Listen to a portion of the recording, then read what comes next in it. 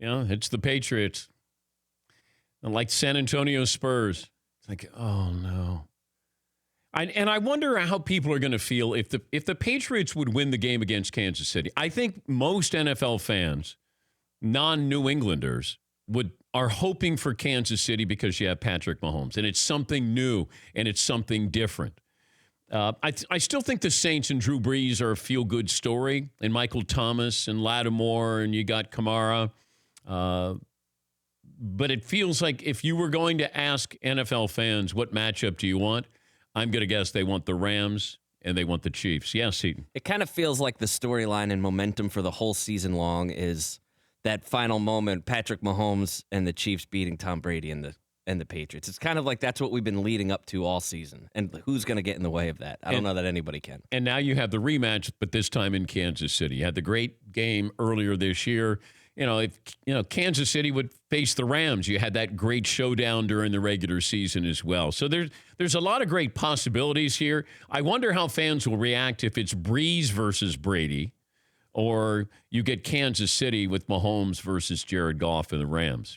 So, are you rooting for a mixture of young versus old? Are you hoping for old versus old or new versus new? Yeah, Paulie. I wonder if anyone becomes a Patriots fan who doesn't live in Boston or the New England area. Like, you know what? Those guys out there, I like them. I'm going to start rooting for them. They've had so much success. A lot of people like to jump on bandwagons, but they seem like a negative bandwagon. You know what I'm saying? Same thing with the Spurs. I don't know if somebody outside of Texas said, you know what? I'm a Spurs fan. 20 years from now, you run into somebody and go, I've been a lifelong Spurs fan. I think the Patriots are probably in that same category, that it's very provincial. It's the Cowboys became America's team, and you'll find, dads or grandfathers or sons who are Cowboy fans by proxy with their family because of that, or Packer fans or Steeler fans. I don't know if you're going to find that 30 years from now, 20 years from now, where somebody goes, I grew up diehard Patriots fan, and, they live in Spokane. Yes, Seton. So I watched the game this weekend, the Patriots game, with my wife and my in-laws who are all from Boston. And when they showed the Bon Jovi thing and the whole crowd is singing "Living on a Prayer," and they show Jon Bon Jovi sitting next to Robert Kraft in the box, my wife turned to me and said, "Oh, look, another New Jersey defector." Oh, snap. Yeah, she took a shot. Got me right in the gut. Oh, look, another defector from New Jersey. Oh. But what is it about? Well, I think we looked at the Patriots differently than the Spurs. I think we looked at the Spurs and thought, there's nothing exciting about them. It's like water torture. They're going to kill you. It's going to take a little while, and it's not going to be like a guillotine. Whereas the Patriots, we feel like they get away with stuff. They've cheated. There's a little more baggage attached to that.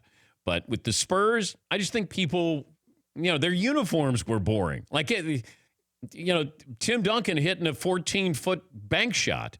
Popovich, became interesting because he didn't want to tell you anything interesting. Tony Parker, when he was dating Eva Longoria, gave them a little personality there.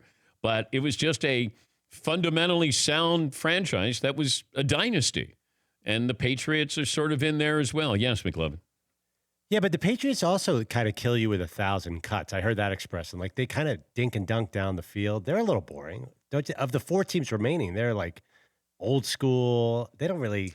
Yeah, I think you have to be more of a deep dive football fan to appreciate the Patriots. For more Dan Patrick Show, tune to Audience Channel 239 on DirecTV or download the Dan Patrick Show app.